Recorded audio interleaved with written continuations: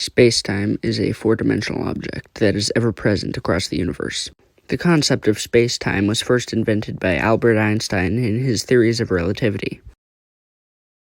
Spacetime will warp around any body with mass, such as the Earth. Due to this curvature in spacetime, any body with less mass than that object will automatically be attracted to the object with more mass. This is what we refer to as gravity.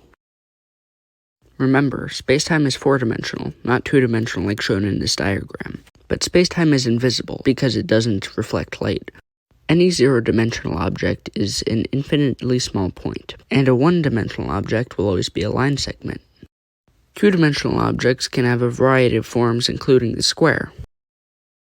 And three-dimensional objects host the cube and other three-dimensional forms. What would a four-dimensional cube look like?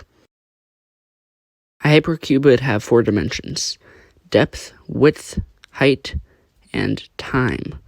Time is a spatial dimension, although we don't see it commonly as one. A line is infinitely larger than a point, and a square is infinitely larger than a line, as a cube is infinitely larger than a square, and a hypercube would be infinitely larger than a cube. To properly visualize this, we can imagine space as one dimension and time as another. In this case, a cube would only be a line segment. But when you add time to the equation, it becomes a two-dimensional shape.